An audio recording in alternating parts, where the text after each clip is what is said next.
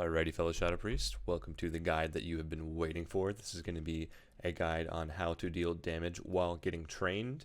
And just going to take a quick peek at the talents because I know there's some changes and some nerfs, and we're talking about, specs that we're possibly enjoying. I was playing this one last night and really found it to be very useful. I was hitting very hard Mind Blast, like back-to-back 50Ks if it crits, which is pretty sick, I would say. I mean, just being able to get that 100K burst combo off, really enjoyed that.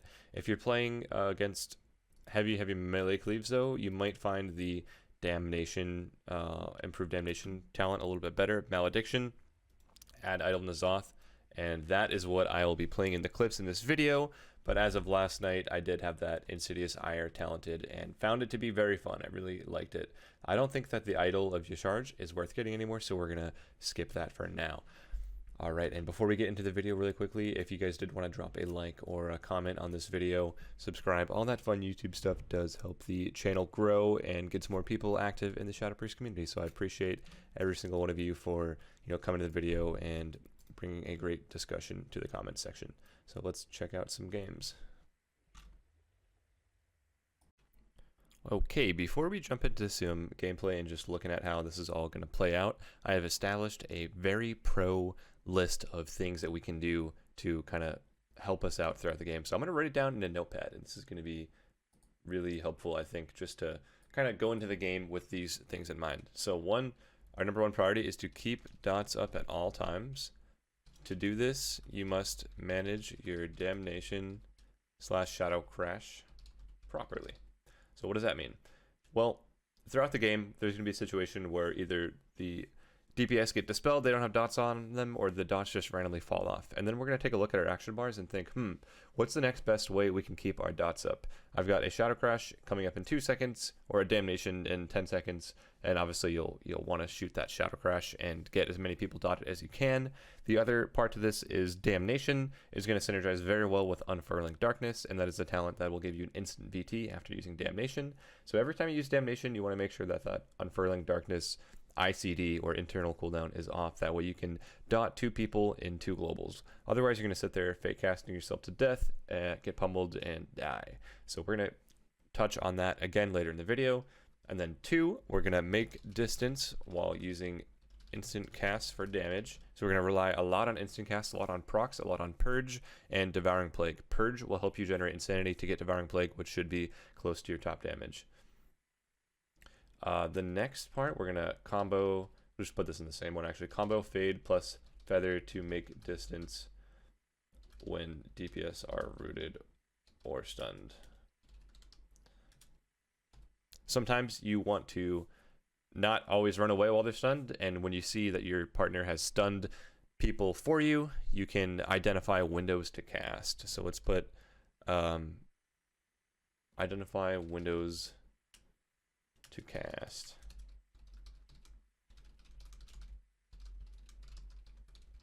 So even though a team might have every interrupt up, if they are stunned, death coiled, or any type of CC stuck behind the pillar, you can always look for opportunities to cast even if their interrupts are up and they're unable to use them. So we're going to go into our fourth one, is going to be bring melee into a bad spot to make it easier for you to CC the healer. And we're gonna retouch on all these topics in just a bit. We're just gonna kind of lay them out here right now. So number 4 kind of combines with number 2. You should be making distance while bringing the melee into a bad spot. That generally means just running away from the enemy healer. So let's go to the next one. Only use your damage cooldowns when you are coming out of a stun and healthy in HP. You do not want to disperse in Dark Ascension, and additionally, you do not want to get CC'd on your cooldowns either. So say I'm playing against a rogue and I'm getting trained, he has kidney shot up in 2 seconds. Do I want to pop Dark Ascension and get kidney shotted for 6 of those beautiful 15 seconds? Actually, it might be, yes, 20 seconds. Do I want to get kidneyed for 6 out of those 20 seconds? No, man. That's 30% of the time. So we're going to look to use our damage in a very smart way. I think this is a really good starting point, so let's go ahead and get into some gameplay and try to integrate all of these little tips throughout the video, and there will be more to touch on as well. So looking at the matchup, it is Turbo Cleave, and Turbo Cleave is notoriously one of Shadow Priest's biggest counter. So we're going to go through just a little bit how we set this up, and I'm actually going to even load up my Epic Pen tool so we can do some insane ESPN highlights. So looking at the situation here, we've got the Shaman sapped and the Warrior kidneyed. Now looking back, this is me identifying an opportunity to cast. I could have just applied my VT to the Warrior and then transferred it over to the Shaman when it was over. However, since he's in place, I just chose to shoot a Shadow Crash. Now the reason why I don't want a Damnation is because then I'm going to have that Unfurling Darkness proc, and I want to ultimately dot the Druid with that. Since the Druid is going to be very far away, it's going to be unreliable for me to land a Shadow Crash. So the Shadow Crash is a quick way to easily apply your dots. After that, I'm going to pop all of my cooldowns. So I pop PI, Dark Ascension, Mindbender, and just start nuking with Shadow Word Death and Mind Blast. And this is all part of the damage guide you guys can check out in the other video. But ultimately, we like to have 3 dots out. We like to have triple dots out on all targets before we start popping. However, since we're with a rogue, we kind of want to get some pressure rolling early. So I'm going to do this in a little bit of a haphazard way. I will triple dot them. I use my Damnation on the Shaman, and then I peeked out. I did a little bit of a oof, just like a little peek out to dot the Druid. And now my next immediate goal, we're going to go back to step number 2 and number 4. We're going to combine those to make distance using our instant cast. I'm going to run back behind the pillar and force this Druid to come in. Now he can line me at the pillar all day if he wants, and I can try to use my CC and he can try to outplay me, but ultimately I'm just going to try to get out of here. I'm also in frequent communication with my healer, and he's letting me know that I do not have to disperse. I already violated rule number 4 because I got stunned on my cooldowns, but I think that this was okay. We're actually doing a fair amount of damage. You can see I didn't really get a ton of Mind Blast off. I certainly didn't cast any Mind Blast, and I'm still number 1 on the damage so far. Now, the dots have fallen off of both of the targets, and I'm looking down at my bars. What do I have available to me? I have Shadow Crash in 5 seconds. I have a bit of Insanity, so I need to manage my Insanity and make sure I'm using my Devouring Plagues. Getting rid of those as often as possible is going to help you deal more damage. Now I go for the VT and I get sheared, and I look down at my bars. Oh, Pummel's up. I'm just going to shoot a Shadow Crash and continue to apply my Insanity. So I'm always using my instant cast and trying to get away. Using my instant cast and trying to make distance. So the healer is positioned out on this pillar over there, and I'm trying to tug these guys in here so that my healer can actually CC the healer if he pushes in. So the healer's got to kind of have to do a loop-de-loop to get to where I'm at, and not only is it going to make it harder for them to heal the DPS, but it'll make it easier for you to do crowd control. I'm also playing Catharsis, so every time I see this weak aura pop up, I've got a ton of damage ready to go on a Shadow Word Pain, and we're going to look to integrate that with our instant cast damage, just throwing out Shadow Word Pains. So now that I am Storm Bolted, looking at my damage here, I need to really manage my Insanity, keep using those instant procs. The Druid actually dispels the Warrior, so I'm going to use my Damnation there. Now, actually looking at the casting windows, again, this is an opportunity for me to cast. Look, I'm so far away from the Warrior. He's in a kidney shot. There's no pummel. However, I do need to be aware of the Grounding Totem. So I go to shoot out a cheeky Mind Games, and I say, aha, found your Grounding Totem. I'm going to snipe that with a Shadow Word Pain, target back to the Warrior, reapply my Shadow Word Pain because it is somehow off. And then use that Insanity on cooldown. Now looking at the targets as well, the Warrior does get Iron Barked, so it would actually be a pretty good idea for me to switch to the Shaman here. However, we got our dots up on at least 2 out of 3 of the targets, so again, we're going to go into that Dark Ascension, Mindbender combo, Shadow Word Death, dump the Insanity, keep the dots up with Shadow Crash, CC the healer in the midst of this as well. I fear the Shaman, and just because you're not really likely going to get a fear on the Druid, and the Shaman does have Tremor for him as well. So just kind of throwing out some micro CCs, getting distance as well, guys. Look at this. Just during that little stun, when I was talking about roll number, whatever it was to get distance, I think that was number 2. I just kind of crept out over here during the kidney shot, and now look how far away I am from the Warrior. This is actually so good for us because I'm able to free cast my Mind Blast, and understanding that I'm able to get all of my burst off there. That went, I would say, very well. Still have Mindbender up, so I'm looking to shoot those Mind Blasts out, ramping my Devouring Plagues up, keeping dots up, kind of swapping around, making sure everyone is primed up. I did a poor job of keeping dots on the Druid this game after the beginning, but otherwise I think I'm doing a very good job just maintaining damage on these 2. Dispelled comes out from the Druid. What's my next best way to dot them? They have 2 interrupts up, boom, Shadow Crash. Just knowing when to use what is going to help you out a lot here.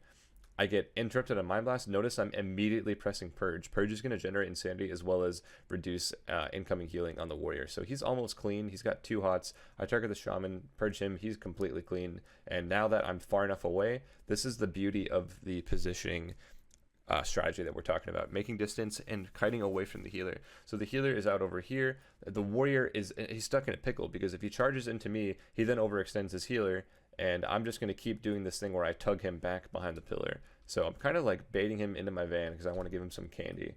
So yeah, here, free casting. I mean, I'm not doing a ton of damage because I don't have my cooldowns up, but being able to free cast Mind Blast and also free cast my dots while he has pummel up but is nowhere near me is very effective. We kind of put them into a sketchy spot there.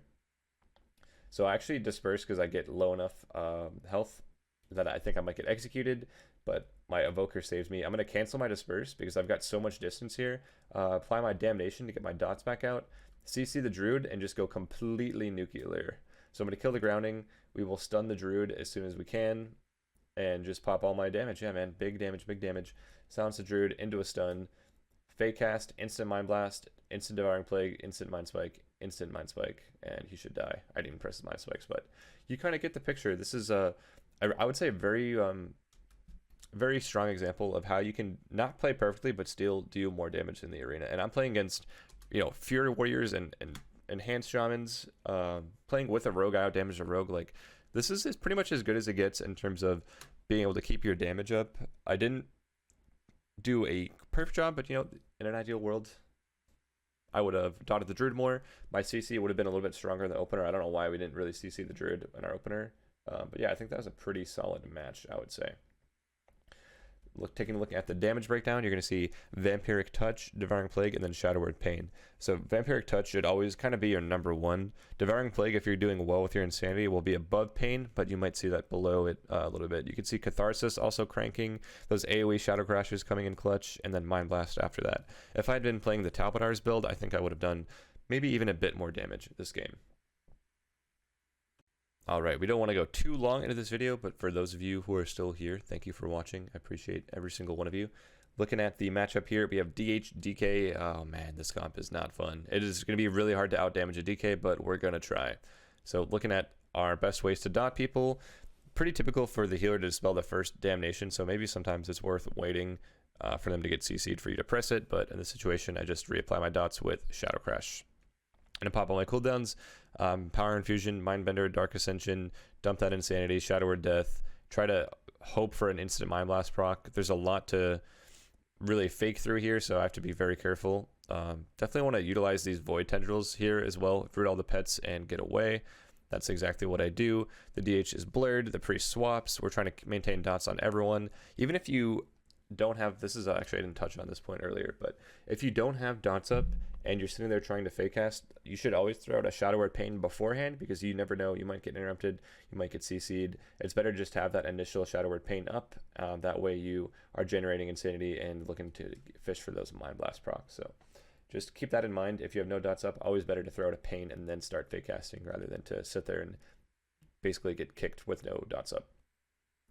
Now, I am far enough away to the point where I can just cast, so I'm going to shoot out a measly Mind Games. I'm not talented into the big Mind Games, so it's not as big of a burst cooldown. We just kind of throw it out there defensively almost. Looking at my damage here, we've got Damnation up. The dots are falling on the DH. I also need to dot the Priest and the DK, so I'm going to switch my dots to the 2 DPS first. I'll then prioritize dotting the healer afterwards. Here's all my cooldowns. We stun the Priest, Mindbender, Dark Ascension, Shadow Word Death, and then spam those instant Mind Blast, buddy.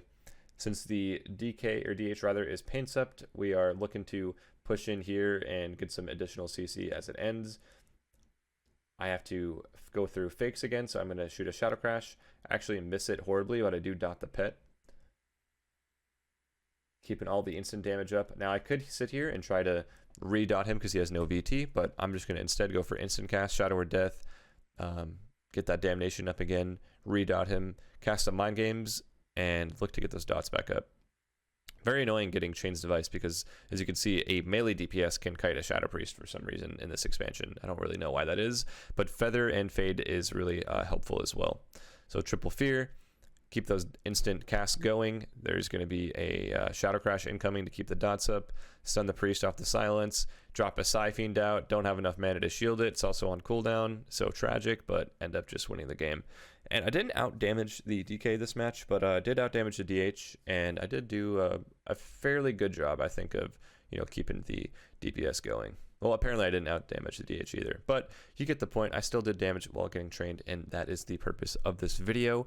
I didn't want to include any shadow play clips just because I thought that comp is just so different to the point where you can almost do absolutely nothing and the demo lock will kill everyone. So I wanted to try to integrate some melee DPS clips, and I hope that these were helpful for you. I hope that you guys like PvP and that you like the stream and you want to see more content.